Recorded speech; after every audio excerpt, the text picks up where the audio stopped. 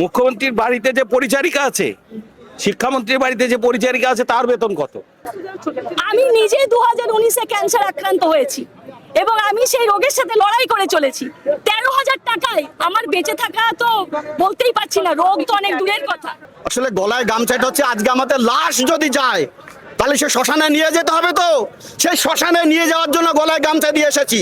আর ওই 1,000 টাকা ভিক্ষা দেখছেন না, এই ভিক্ষাবৃত্তি আমরা চাইছি না, ওনাকে রিটার্ন দেবো, তার জন্য আমরা আইনি পদক্ষেপ নিচ্ছি। দৈনিক 500 টাকা একটা লেবারের মানে শ্রমিকের মূল্যের থেকেও একটা মানে কম, তাহলে একটা মেধার দাম এইটা তো হতে পারে না। সরকারের একটা মানবিক মুখ আমরা দেখতে চাই। বিশ্বাস করুন, আমাদের তো আপনি দেখছেন যে আমাদের মধ্যে কোনো উচ্ছৃঙ্খলতা অহিষ্ণুতা দেখেছেন কি? আমরা তো সেটা করি না। আমাদের যেখানে বসা এখানেই আজকে বসিয়ে দিচ্ছি, আমরা করিনি ভাঙচুর আগুন জ্বালানো, আমরা কিন্তু সেই পর্যন্ত এখনো যাইনি। আমরা হয়তো আমাদের একটা শিক্ষাগতা যোগ্য শিক্ষা আমাদের সেখানে গিয়ে আটকে দেয় যে আমরা দিনের শেষে আমরা একজন টিচার। মাত্র 8 বছরে উনি 1,000 টাকা বাড়িয়েছে। সেই জন্য আজকে আমাদের দাবি, আমরা শিক্ষামন্ত্রীর সঙ্গে দেখা করে এই জায়গা থেকে অবস্থান করেই যাব। আমরা আগে দেখা করবো, তারপরে এখান থেকে যাবো। আমরা আজ ভিক্ষুক হয়ে গেছি। 8 বছর পরে মুখ্যমন্ত্রী 1,000 টাকা ভিক্ষা দিয়েছে আমাদের অনেকগুলো দাবির মধ্যে আজকে একটা দাবি হচ্ছে 1,000 টাকা আমরা চাই না। লক্ষ্মীমন্ত্রী দিদি ভাই, তোমার কাছেই বিচার চাই। 21 বছর করছি পার, আমি প্রাইমারি প্যারাটিচার, ভাতা মাত্র 10,000। লক্ষ্মী মোদের দিদি ভাই, তোমার কাছেই বিচার চাই। পথের ওপর বিচার করো দিদি ভাই, তোমার কাছেই বিচার চাই।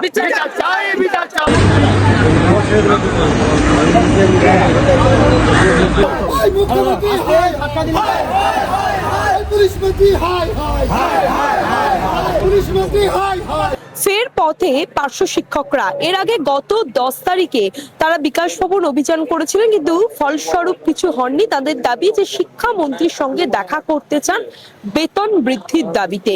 গত রাজ্য বাজেটে দেখা গিয়েছে যে 1,000 টাকা বৃদ্ধি করা হয়েছে পার্শ্ব শিক্ষকদের, এবং তারা সেই 1,000 টাকা চান না। তাদের বক্তব্য এই 1,000 টাকায় বর্তমান দিনে কি হবে, এই নিয়ে আজ আবারও ফের তারা বিকাশ ভবন অভিযান করেন।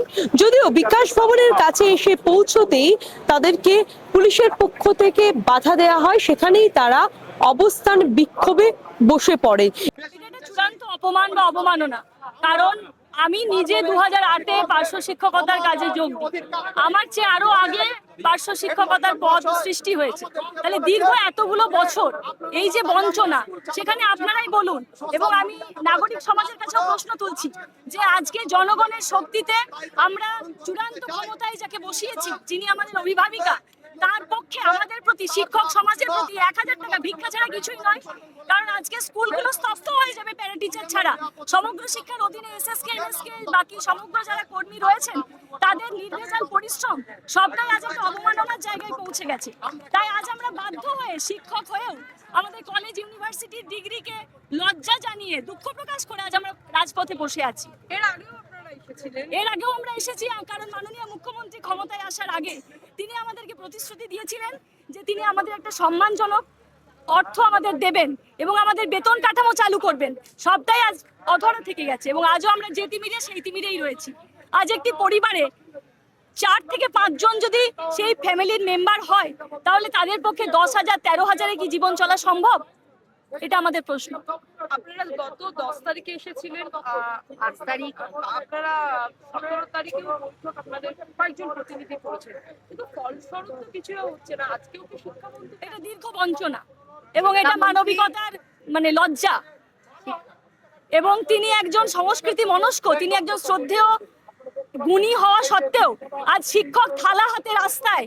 এবং আজ সমগ্র শিক্ষার অধীনে তিনি তো নিজেও একটা সময় শিক্ষক ছিলেন এবং তার মধ্যে আমরা এটা আশা করি, কারণ সাহিত্য সমাজের দর্পণ এবং মানুষকে নিয়েই সাহিত্য তৈরি হয়, মানুষের জীবনকে নিয়েই। সাহিত্য কখনোই সফল নয় যদি সেখান থেকে মানুষকে বঞ্চনা করা হয়। সাহিত্য কখনোই সফল নয় যদি মানুষের যন্ত্রণার দিকে মুখ ফিরিয়ে থাকা হয়। তাহলে একজন শিক্ষিকা হিসেবে আমার প্রশ্ন মাননীয় শিক্ষামন্ত্রীর কাছে, মাননীয় মুখ্যমন্ত্রীর কাছে, যে মা মাটি মানুষের সরকারের কাছে, যে আজ শিক্ষক হয়ে দীর্ঘদিনের বঞ্চনার পরও আজ যখন আমরা এখনো অনুরোধের জায়গায় থালা হাতে রাস্তায় নেমেছি, তারা বিমুখ হয়ে আছেন কি করে? সবথেকে বড় কথা না, শিক্ষাটাই তো সমাজের মূল, সবথেকে বলা যায় ভিত বলা যায়। শিক্ষকরাই যদি এভাবে রাস্তায় থাকে, তাহলে তো তারা তো পরবর্তী যে বাকিটা তো কিছুটাই তো সবটাই তো ভেঙে অবশ্যই এই প্রজন্মের কাছে কি বার্তা পৌঁছচ্ছে? একজন শিক্ষক, একজন শিক্ষিকা যাকে অনাহারে অর্ধাহারে জীবন কাটাতে হচ্ছে এবং বিনা চিকিৎসায় তার পরিবারের মানুষকে, তিনি নিজেও যদি অসুস্থ হন, আমি নিজেও 2019-এ সমস্ত যারা ছোট ছোট আমি নিজে 2019-এ ক্যান্সার আক্রান্ত হয়েছি এবং আমি সেই রোগের সাথে লড়াই করে চলেছি। 13,000 টাকায় আমার বেঁচে থাকা তো বলতেই পারছি না, রোগ তো অনেক দূরের কথা। প্রথমত 8 বছর পরে মুখ্যমন্ত্রী 1000 টাকা ভিক্ষা দিয়েছে আমাদের অনেকগুলো দাবির মধ্যে আজকে একটা দাবি হচ্ছে 1000 টাকা আমরা চাই না। আমাদের পরিষ্কার কথা, 27শে সেপ্টেম্বর উপযুক্ত বেতন নিয়ে একটি ফাইল তদানীন্তন আমাদের এই ডিপার্টমেন্টে যিনি আধিকর্তা শুভ্র চক্রবর্তী পাঠিয়েছেন নবান্নের সিএমও দপ্তরে। সেই ফাইল অমিত মিত্র আটকেছে, একদম বিশ্বস্ত সূত্রের খবর। অমিত মিত্র সেই ফাইল আটকে দিয়েছে। আমাদের ক্যাবিনেট মিনিস্টার, এডুকেশন মিনিস্টার সেক্ষেত্রে কোনো ভূমিকা পালন করেনি। আমরা 10 তারিখে এসেছিলাম, 17 তারিখে আমাদের সাথে আধিকারিকরা দেখা করেছেন, পরিষ্কার বলেছেন যে আমাদের কিছু করণীয় নেই, আপনারা ক্যাবিনেট মিনিস্টারের সাথে কথা বলুন। আজকে সেই দাবিতে আজকে আমরা এসেছি। দাবি মানে নয়, ক্যাবিনেট মিনিস্টারের সাথে আজকে আমাদের দেখা করতেই হবে, না হলে আমরা এখানে বসে পড়েছি। দেখা না করেন তখন কি করবেন? আমরা বলেছি মরতে রাজি আছি, মার খেতে রাজি আছি, জেলে যেতে রাজি আছি, কিন্তু শিক্ষামন্ত্রীর সাথে আজকে আমাদের সাক্ষাৎ করতে দিতে হবে। That's the final. দেখা করবেন কি আপনাদের? যতক্ষণ না দেখা করবে আমরা এখানে বসবো। আমি কি বললাম? যতক্ষণ না দেখা করবে। তাতে যদি পুলিশ আধিকারিকরা মনে করে যে এই 500 শিক্ষকদের এমএসকে শিক্ষক শিক্ষিকাদের মেরে তুলে দেবো, ওরা বাধা দিলে, ওদের প্রতিরোধ করার ক্ষমতা থাকলে ওরা করবে, আর আমাদের প্রতিরোধ করার ক্ষমতা থাকলে আমরা করব। কিন্তু আজকে বাধা দিলে বাঁধবে লড়াই, এই মানসিকতা নিয়ে আজকে আমরা বসবো। এসেছেন, তারপর থালা হাতে কেন? আসলে গলায় গামছাটা হচ্ছে আজকে আমাদের লাশ যদি যায় তাহলে সে শ্মশানে নিয়ে যেতে হবে, তো সেই শ্মশানে নিয়ে যাওয়ার জন্য গলায় গামছা দিয়ে এসেছি। আর ওই 1000 টাকা ভিক্ষা দেখছেন না, এই ভিক্ষাবৃত্তি আমরা চাইছি না, ওনাকে রিটার্ন দেবো। তার জন্য আমরা আইনি পদক্ষেপ নিচ্ছি। আর আজকে আপনাদের যেটা যে বারবার বলছেন যে এই যে 1000 টাকা, এটা কি আপনার হয়? এটা আপনারা ভাবুন, এটা নেওয়া নয়, এটা আমাদের চরম অপমান। সেই জন্য আমরা রিটার্ন দিচ্ছি। আমি ডিপার্টমেন্টকে ব্যক্তিগতভাবে চিঠি দিয়েছি। বিধানসভা ভোট বলে কি হতে পারে তার রাজনৈতিক কি প্রতিপক্ষ বা রাজনৈতিক কি অভিশন দিয়েছে আমরা জানি না, কিন্তু আমরা রাজনীতি বুঝি না। আমাদের সংসারটা চলছে না, সংসার চালানোর দায়িত্ব মাননীয় মুখ্যমন্ত্রীকে নিতে হবে। তাই আজকে আমাদের ডিমান্ড, ক্যাবিনেট মিনিস্টারের সাথে আমাদের সাক্ষাৎ চাই, পরিষ্কার কথা।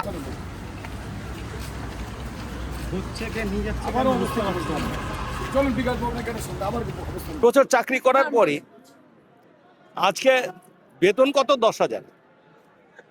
তাদের অন্য কোনো সুযোগ সুবিধা নেই, তাদের সিসিএল নেই, তাদের অন্য কোনো সুযোগ সুবিধা। আমি 22 বছর ধরে চাকরি করছি, 2004 সালে ঢুকেছি, এখন পর্যন্ত কন্টিনিউ চলছে। এই সামান্য বেতনে আজকের যুগে চলা কি সম্ভব? যে পরিস্থিতি, মুখ্যমন্ত্রীর বাড়িতে যে পরিচারিকা আছে, শিক্ষামন্ত্রীর বাড়িতে যে পরিচারিকা আছে, তার বেতন কত?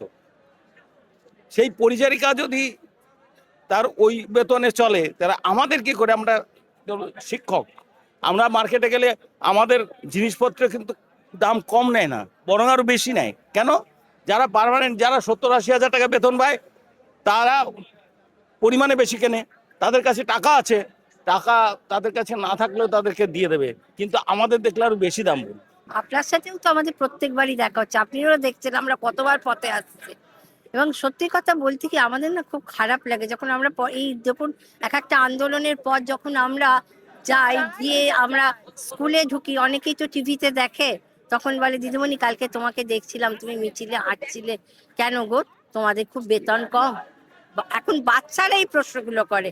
আমাদের বাচ্চারা এখন অনেক সচেতন, আপনারা তো জানেন, তারা টিভি দেখে, সবকিছু করে, কিন্তু প্রশ্নটা সেটা নয় আমাদের কাছে। সেটা প্রশ্নটা হচ্ছে সরকারের একটা মানবিক মুখ আমরা দেখতে চাই।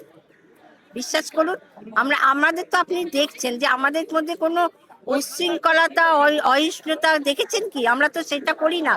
আমাদের যেখানে বসা এখানেই আজকে বসিয়ে দিচ্ছি, আমরা করিনি ভাঙচুর, আগুন জ্বালানো, আমরা কিন্তু সেই পর্যন্ত এখনো যাইনি। আমরা হয়তো আমাদের একটা শিক্ষকতা যোগ্য শিক্ষা আমাদের সেখানে গিয়ে আটকে দেয়, যে আমরা দিনের শেষে আমরা একজন টিচার, আমাদের একটা সম্মান আছে, কিন্তু আমাদের সম্মানটা কি উনি রাখছেন?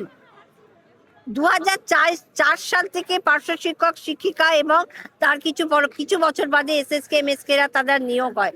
যাদের 2004-এ, তাদের মানে আজকে ভাবুন, তাদের 22 বছর আজকে চাকরি হচ্ছে। আমার 2006, আমার 20 বছর, 2008, ওর আজকে হয়ে যাচ্ছে 18 বছর। আমরা কি পেলাম সরকারের কাছ থেকে, বলুন কি পেলাম? গত 10 তারিখ নয়, 10 তারিখের পরও 17 তারিখ এবং গত 2 বছর ধরে আমরা বারবার আবেদন নিবেদনের মাধ্যমে সরকারকে বুঝিয়ে যাওয়ার চেষ্টা করে আসছি। কারণ সর্বশিক্ষা অভিযান যখন শুরু হয়েছিল 2004 সালে, তখন পিছিয়ে পড়া ছেলেদেরকে সম্মুখে এগিয়ে আনার জন্য, এবং সেই দায়িত্ব তখন আমরা প্রাইমারি 1000 এবং আপার প্রাইমারি 2000 থেকে শুরু করেছিল। এবং 2009 সাল অব্দিও আমরা তৎকালীন সময় অব্দি 7000 টাকা অব্দি করে বামপন্থী সরকারের আমলে ভাতা পেতাম। তখনও মাননীয় মুখ্যমন্ত্রী আমাদের মঞ্চে এসে ঘোষণা করেছিলেন, যখন আমরা নিজেদের মান বা কর্মের মান বাড়ানোর জন্য বিভিন্ন দাবি দাওয়া তখন তৎকালীন সরকারকে জানিয়ে যাচ্ছিলাম, তখন মাননীয় মুখ্যমন্ত্রী আমাদের মঞ্চে এসে ঘোষণা করেছিলেন যে কেউ খাবে না, তা হবে না, তা হবে না। তাই আগামী আমি সরকারে এলেই আমি কি করব না, এদেরকে একটা ধাপে ধাপে পার্মানেন্ট করে নেবো এবং এদেরকে একটা কাঙ্ক্ষিত মানে পৌঁছে দেবো, এই বার্তা তিনি আমাদের দিয়েছিলেন। তারপরও এখন অব্দি 2026 অতিক্রান্ত হলেও কিন্তু আমাদের কিন্তু বর্তমানে একজন আপার প্রাইমারি 13,000 এবং প্রাইমারি হাতে 10,000 টাকা ভাতা পান, যেটা কিন্তু দৈনিক 500 টাকা একটা লেবারের শ্রমিকের মূল্যের থেকেও একটা কম। তাহলে একটা মেধার দাম এইটা তো হতে পারে না। যত একটা সরকারের আমরা বিভিন্ন প্রকল্পের কাণ্ডারি, বিভিন্ন প্রকল্পে এই কিছুদিন আগে মুখ্যমন্ত্রী ঘোষণা করলেন যে আমার রাজ্যে একটাও স্কুল ছুট নেই। তো কেন নেই, কিসের জন্য নেই? শুধু পার্শ্ব শিক্ষকদের জন্যই, যারা চাইল্ড ট্র্যাকিং এর মাধ্যমে প্রত্যেকটি পিছিয়ে পড়া ছেলেদেরকে বিদ্যালয় এনে বিদ্যালয়মুখী করছে। তাহলে এই জিনিসগুলো অথচ আমরাই কিন্তু বঞ্চিত। এবং আমাদেরকে বিভিন্ন আরটিআর মাধ্যমে আমরা জানতে চেয়েছি, আমরা হচ্ছি সমগ্র শিক্ষার অধীনে সামাও একটা কন্ট্রাকচুয়াল কর্মী, যাতে 60 বছর আমাদের সাথে চুক্তি করছে।